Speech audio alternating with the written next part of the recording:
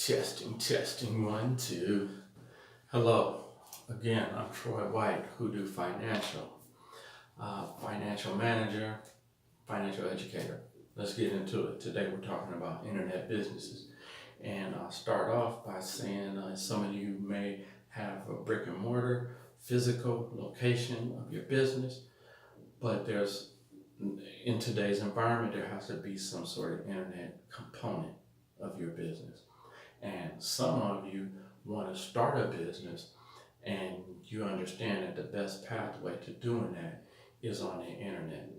So let's start. If you're following along with the worksheet or you have a workbook, then on the internet businesses section, E4 in your workbook, there's a warm-up activity and there's a quote in there. Let's start there. I want to know what this means to you, or I want you to think about what it means to you and fill it in and write it in the space that's provided. The quote is, "There's enough business for every young entrepreneur to make a fortune." That's what's so beautiful. We're in the most opportune time in human history. So I'm going to divide that quote into two sections. First, there's enough business for every young entrepreneur to make a fortune. As we move forward, not just us, as society moves forward, and what I mean is in the next 2-3 years, 5 years, this is why you need to get in now. We're in what's being dubbed as the fourth industrial revolution. Goes right to this: enough business for every young entrepreneur to make a fortune. And some of the components of the new business environment are directly making this statement true. And those components, we talked a lot about them, but I'm going to mention them all the time so they're on the top of your mind. Things like crowdsourcing, the blockchain, crowdfunding, cloud technology, cloud applications, APIs, which are application provider interface, different web providers, website design. The list actually goes on and on and on and on. And what I want you to realize, I'm jumping ahead of myself a little. Let me stick right there. Those components that I just mentioned are components that work together. They are service providers to service providers. And as you know, America has shifted from a manufacturing to a service providing economy for the most part. There's exceptions to every rule, so don't try to prove me wrong on any of this, but the gist of what I'm saying you probably understand.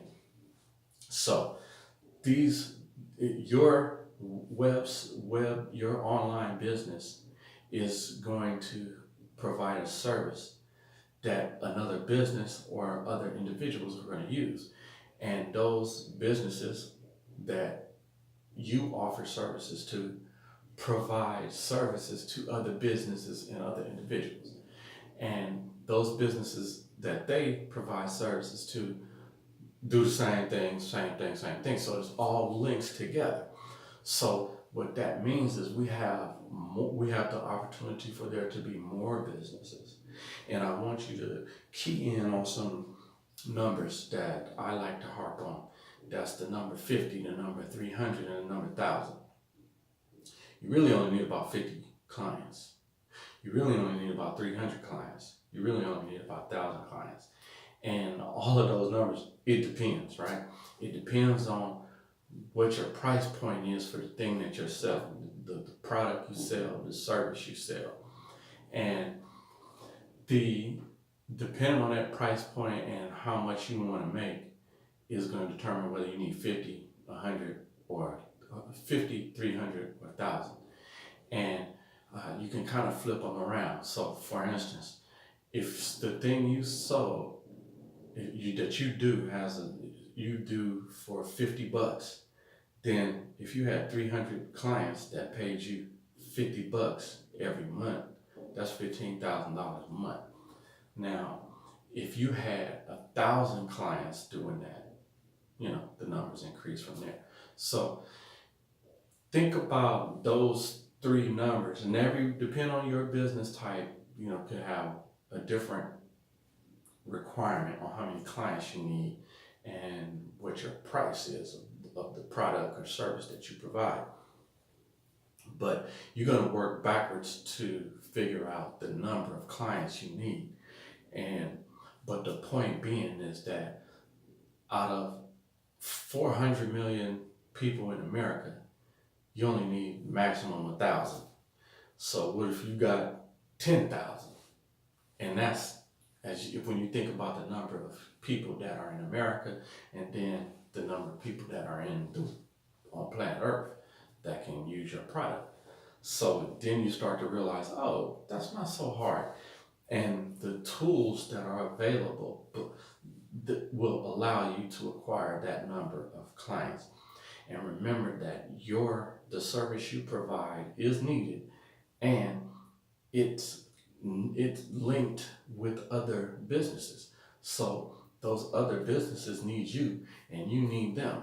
And both of y'all provide services to the public in one way or another. So that is the component that matches this quote, that there's enough business for every young entrepreneur to make a fortune. There really is. Now, second part of that, we're in the most opportune time in human history. We are in the fourth industrial revolution. And I want to harp on blockchain technology, crowdfunding, crowdsourcing, peer-to-peer lending, just those for a second. Now, those components are creating circumstances and infrastructure that really allows us as a society, as an economic community, separate from any other community, whatever the business you're in, service you provide, there's a network of businesses that is in your field, that supports your field, and that your field supports, that you guys can create an ecosystem that constantly feeds each other, that constantly utilizes each other, and constantly does good, serving the community of clients that are interrelated in some way.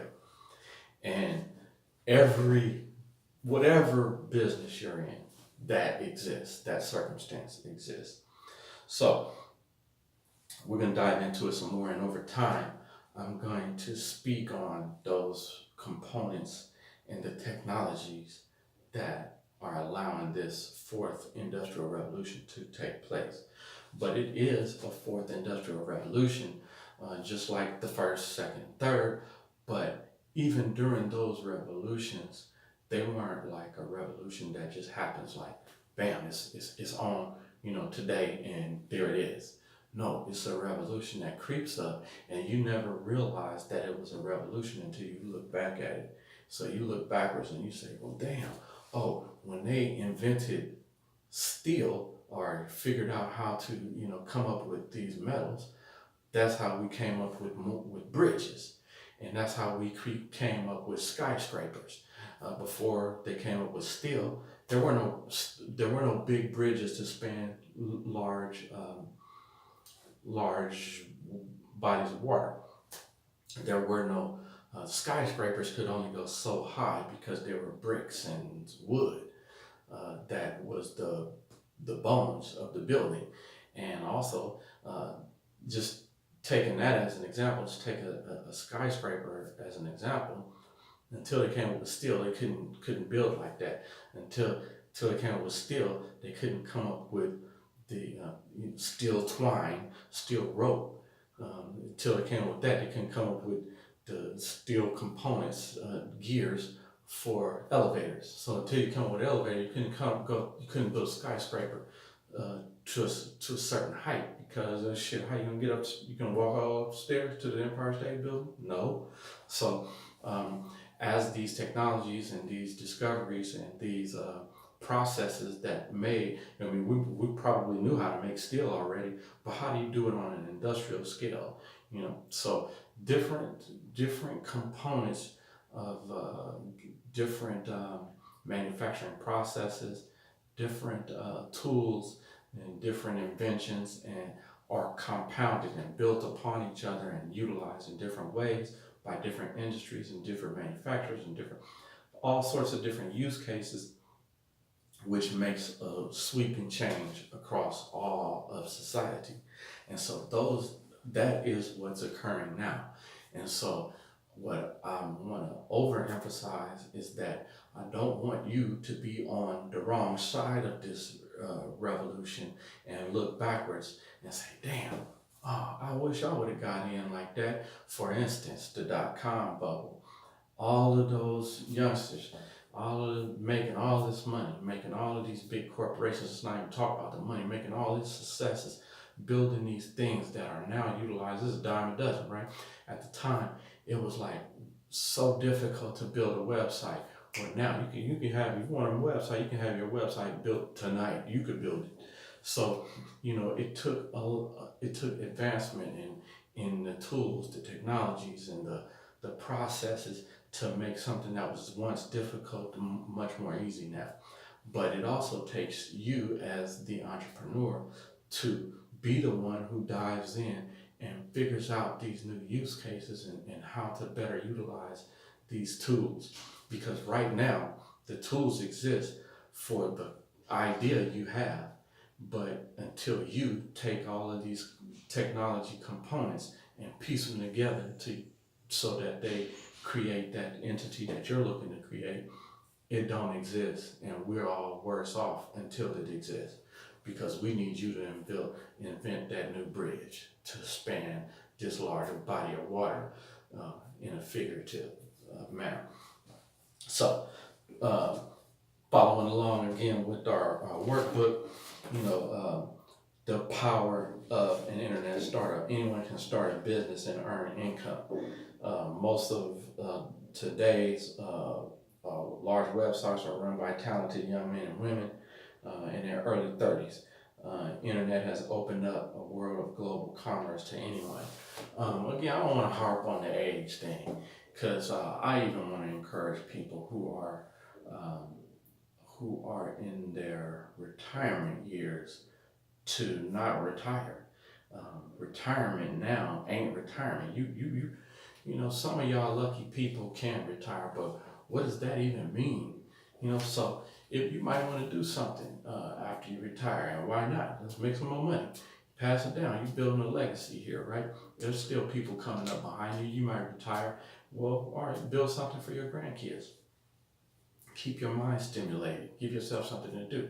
You're not out of the game. There are services that can be provided to people like you who are retired. So how you gonna get a youngster to build a business, an online business for retirees? A 30-something person can't do that. They don't even know what you need. They ain't even there. So never mind the age thing. I'm telling you, as old or young, it's time to get in where you fit in. So, but the point is that anyone can do it. Anyone can do it at home. And understand that your online business allows you the freedom to work from wherever you want to work. You could be anywhere in the world. With the tools that exist today, you don't need a large office to accomplish the things that a large office filled with employees used to do. You can do that with technology now. You can run a multi-million-dollar corporation from your cell phone. And I don't just mean you can do it when you create your online business, at some point you're going to look back and you're going to realize you are doing it. You are running your business from your cell phone. You're going to be going here to there, but you're going to be accessible at all times, and you're going to have the ability to perform the function that your business does from your cell phone, from your laptop, from your notepad. So I'm just saying that to say that, you know, you can still get in it and win it right now. You're not too late, and your ideas are needed, very much so. And so I want to get into some of the internet business models and the definitions. And there are some easy ones, or I should say basic ones, that are known. So let's cover those. But essentially, don't stick with what's current. We need you need to invent the new thing, the new service. And also, you know what? I said that, but at the same time, don't reinvent the wheel. If this is something, if there's a business that you like, you say, damn, I wish I would have did that. Bam, that's what you need to do then. You need to not steal that business, but hey, they're not serving all of the potential clients that exist. So that's Joe Blow's online company. Well, we need Yo-Yo's online company that does the same thing as them. That's the business model for you right there. Look at theirs. Look at theirs. How would you do theirs better? You know, what technology are they using? You know, it's going to require your research, but guess what? You got an ultimate research tool in your pocket. It's called a cell phone. So with that phone, you can find the information that was impossible for you to just dig up without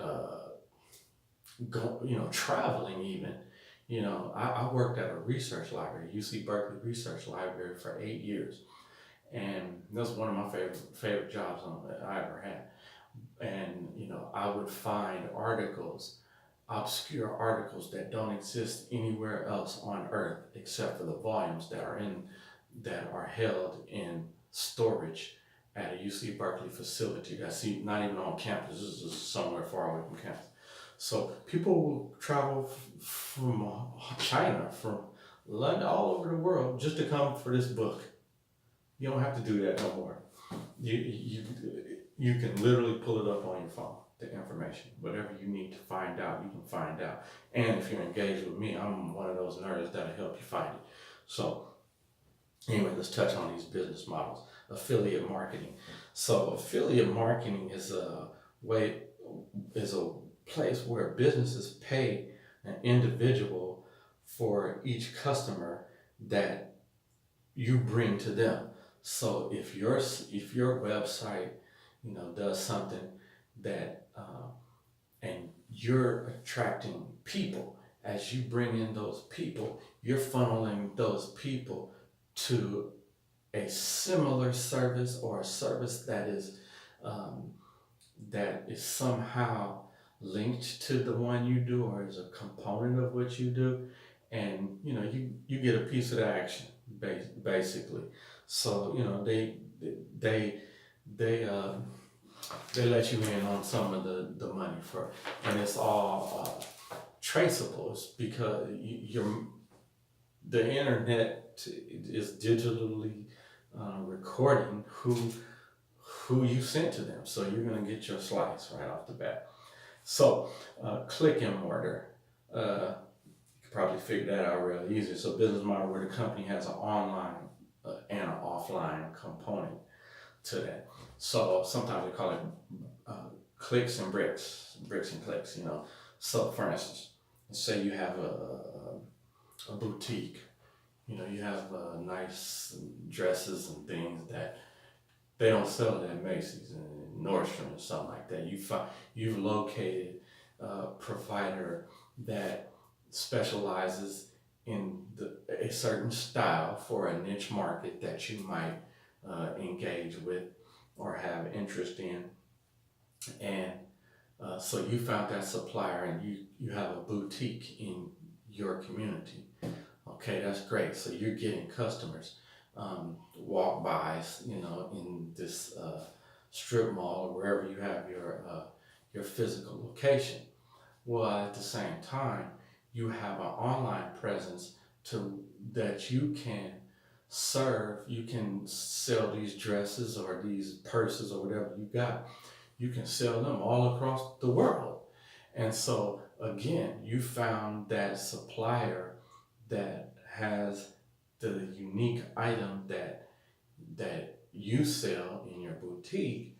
It's not sold in the other malls, and therefore this gives you a niche online as well. You're selling these things online, and so you're making money online and offline. And I'll tell you how that also helps you out is that your store is also your storage and shipping location, your shipping and receiving, because you have some sort of inventory that allows you to uh, to to supply, have things sitting in the back ready to send out, and gives you some ability to, see what works and what doesn't work, what women are looking at and what they're disliking and liking, what purses are hot and which purses are not. And also that ties into your affiliate marketing as well, because uh, you may not have you may have more online clients than you have ability to serve from your physical location. So you might not even have to touch the clothes. You're basically linked in with the designer that you sought out, and you've come to an agreement with your designer, and that I'm going to send you clients, and they're going to send out the product. They just you do the they're going to the client buys it from you, pays you, you pay your supplier, who's a fashion designer, their cut, because you just provided a service, found the customer, handled all the transaction. All they got to do is send it and collect their money. So you did all the work. So you don't even have to see the physical product. They're just gonna send it out, send it to your customer. And again, you was working from anywhere. You was on the beach in Hawaii. 10 new customers while I'm sitting here drinking a pina colada on the beach. And you got your laptop or your cell phone. You getting down. You handling business from right there. Content advertising.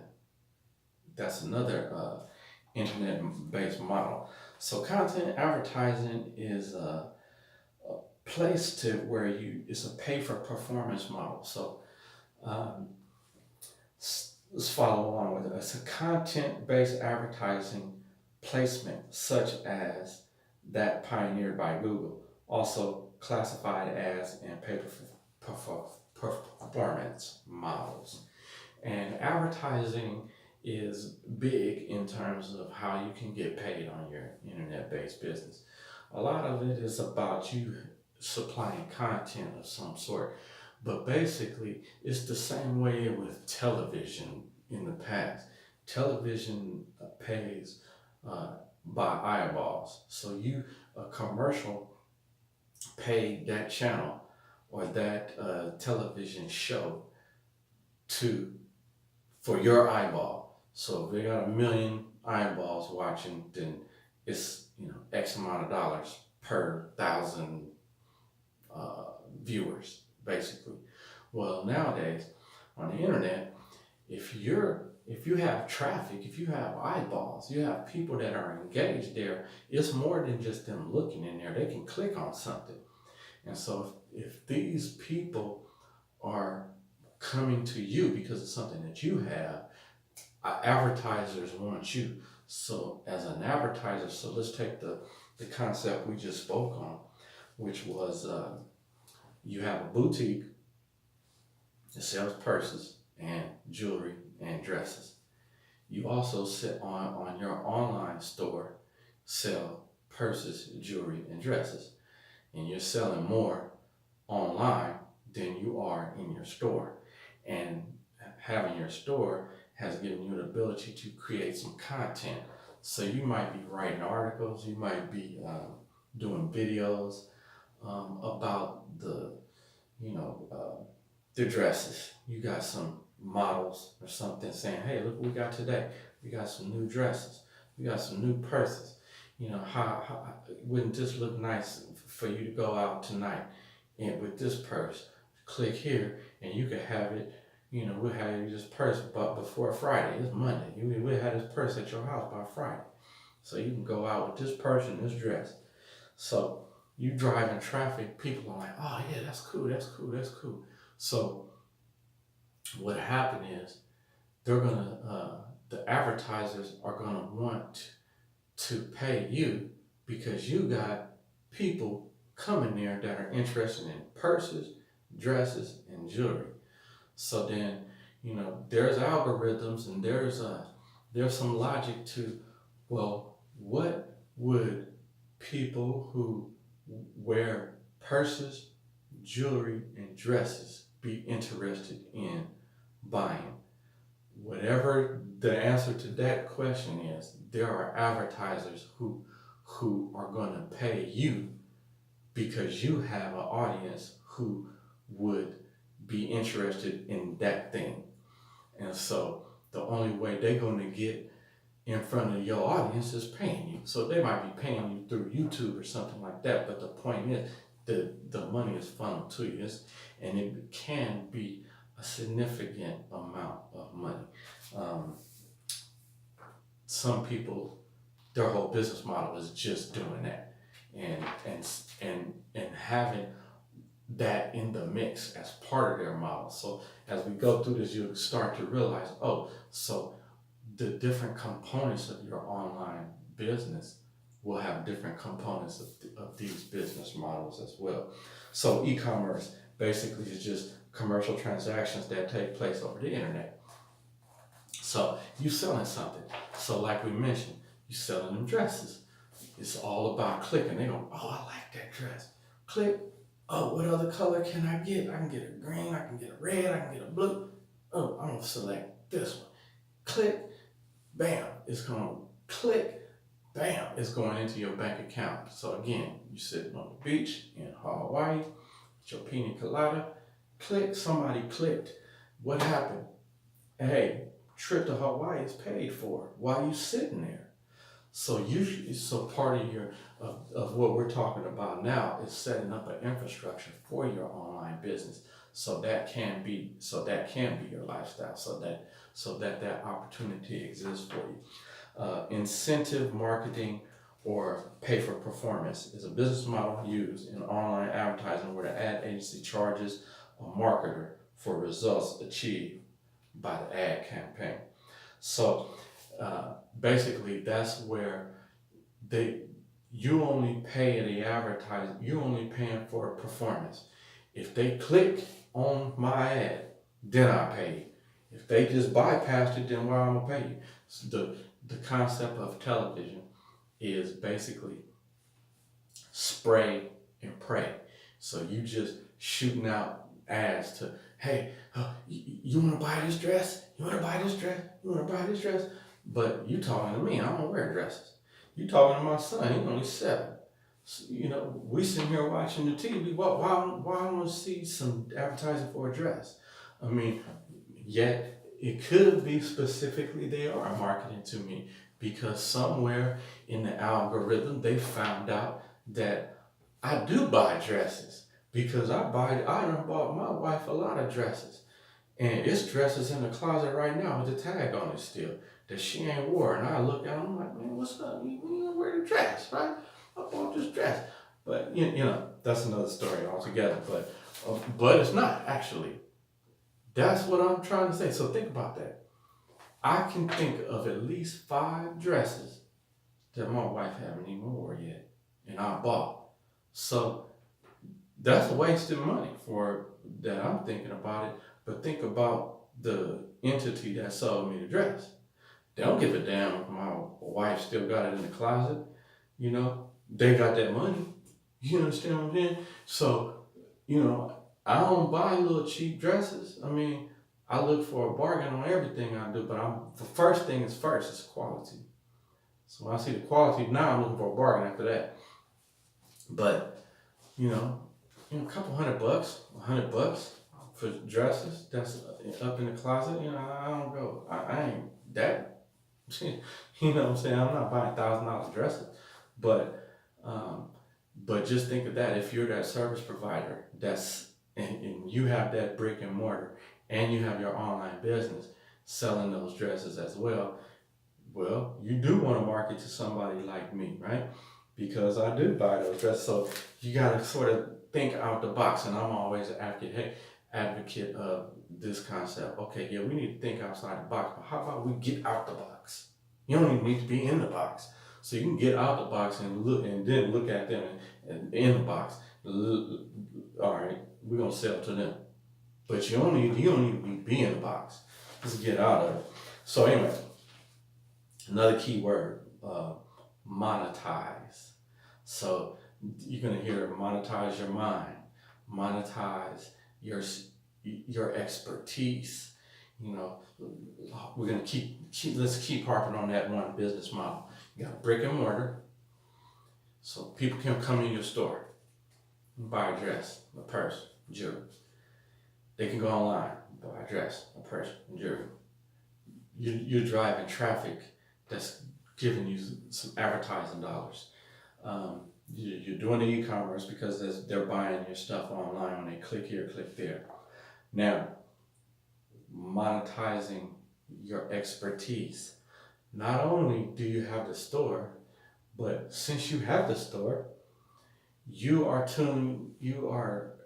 on the ground seeing and hearing what women are looking for today in terms of the color of a dress, the material of a dress, how the dress hangs, how, what kind of purse, how big a purse, specialties, when do you wear this purse, when do you use that purse, what's the little doodads and extras that you're gonna need when you got this little purse versus this big purse, right? How can I condense all, I'm going out tonight in this hot dress, then you can't wear your big ass purse that you take to work. You're gonna take that little nice purse, right? So then what's the little things that we can sell to women that they're gonna need to organize their stuff that they still need in this little purse, right? So that what I just talked about is your expertise. So you're going to have a course that talks about all of this, or not even necessarily